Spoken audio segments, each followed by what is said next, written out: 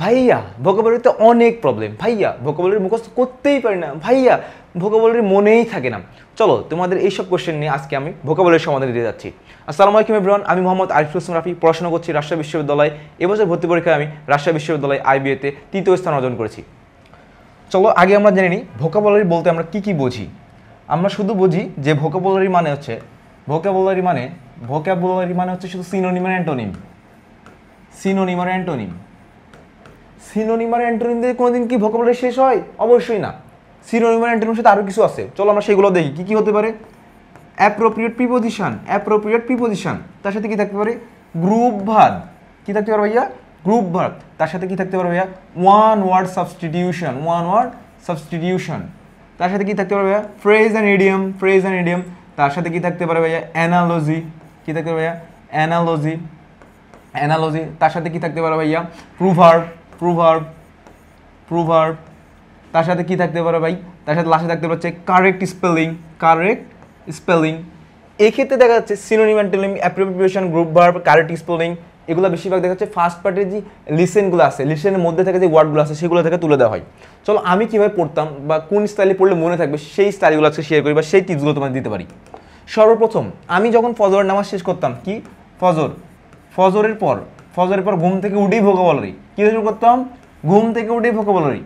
বৈজ্ঞানিকভাবে প্রমাণিত যে ঘুম থেকে উঠে যে পড়াগুলো পড়বা ওই পড়া বেশি মনে থাকবে, খুব তাড়াতাড়ি মুখস্থ করা যায়, ব্রেন শার্প থাকে। তো প্রথমে কী দিয়ে শুরু করছি ভাই? আমরা ভোকাবুলারি দিয়ে ভোকাবুলারি দিয়ে স্টার্ট করছি।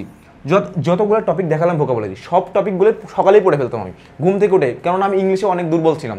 ইংলিশে ভালো করার জন্য ভোকাবুলারিতে স্ট্রং হতে হয়। সব ভোকাবুলারিগুলোই আমি আগে শেষ করছি। এখন আসি দেন কোন মেথডটা অ্যাপ্লাই করতাম। সকালে তো পড়লাম, বাট মেথডটা কোনটা হতে পারে? মেথডটা হতে পারে দুইটা ভাইয়া। একটা হচ্ছে RN মেথড। কি মেথড? RN method.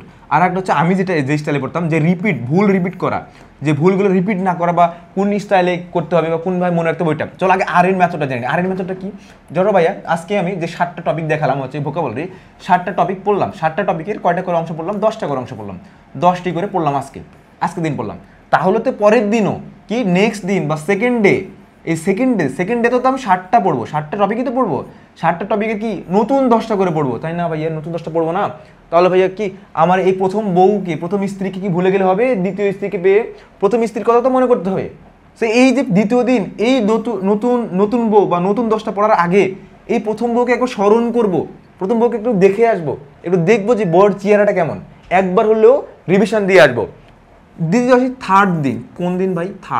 এই যে থার্ড দিন যখন আসবো তখন তো আরও নতুন 10টা করে অ্যাড হয়ে যাবে ভাই।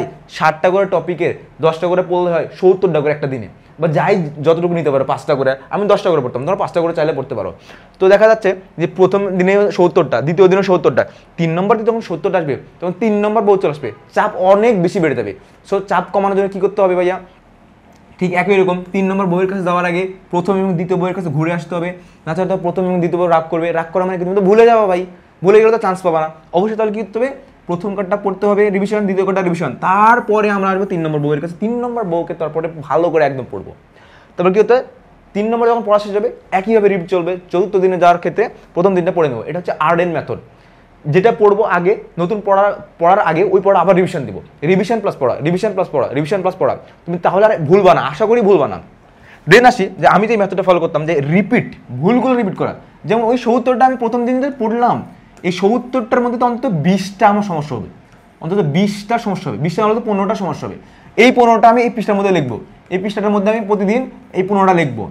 যেই 15টা সমস্যা হচ্ছে, কারণ আমার যেগুলো ইজি, গুড মানে তো ভালো, এটা তো আমি জানি, ব্যাড মানে খারাপ এটা নাও জানতে পারি। সো এই যে ব্যাড মানে যে খারাপ, এই অর্থটা আমি লেখা রাখবো।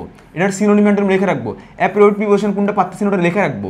গ্রুপ ভার্ব কোনটা পারতেছি ওটা লেখা রাখবো। কেন? যেন পরের দিন রিভিশন দিতে পারি, যেন ওই পড়া যেটা কঠিন লাগে ওটা যেন আমি প্রতিদিন পড়তে পারি। এটা তোমার কাইন্ড অফ হ্যান্ড নোট হয়ে যাবে। আমি করতাম কি, যেই সিনোনিম অ্যান্টোনিমগুলো পারতাম না ওটা আমি আলাদা করে রাখতাম। আর তোমাদের সুবিধার ক্ষেত্রে যেমন আমি যে কী ফলো করতাম, কি যেমন হচ্ছে 30 ডে ভোকাবুলারি চ্যালেঞ্জ বই। থার্ড ভোকাবুলারি চ্যালেঞ্জ কি এমন হতে পারে, দেখা যাচ্ছে যে এখানে যেমন তোমাদের জন্য তখন এখন তো তুমি সাজা পড়তে নাও পারতে পারো, সাজা কোথাও নাও থাকতে পারে, বাট 30 ডে ভোকাবুলারি চ্যালেঞ্জে দেখা যাচ্ছে সব ডে বাই ডে ভাগ করা যাচ্ছে। তুমি প্রথম দিন কি পড়বা, দ্বিতীয় দিন কি পড়বা, এখানে রিভিশন দিতে সুবিধা হবে। প্রথম দিন যেমন হচ্ছে সিনোনিম 10টা দেওয়া আছে, সাবস্টিটিউশন, প্রুভ ভার্ব, অ্যাপ্রিবিউশন, তোমাদের সুবিধার্থে তোমাদের মতো করে একজন স্টুডেন্ট কতগুলো নিতে পারবে সেরকম করে ভাগ করে দেওয়া আছে।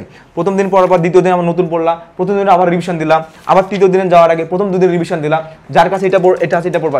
এছাড়াও তোমাদের জন্য রয়েছে ইংলিশ ফাউন্ডেশন, যেখানে তোমরা গ্রামারের সাথে পেয়ে যাচ্ছ মুখস্থ পাঠ, শুধুমাত্র ভার্সিটিকে বেশি ফোকাস করে এই বইটি করা হয়েছে। এছাড়াও বিসিএস এবং অন্যান্য জবের কোশ্চেনগুলো এখানে ইনক্লুড করা আছে। তো আমার কাছে মনে হয় যে ওয়ান অফ দ্য বেস্ট বই হতে পারে। প্লাস 11,000 কোশ্চেন তোমাদের জন্য রয়েছে এই বইতে।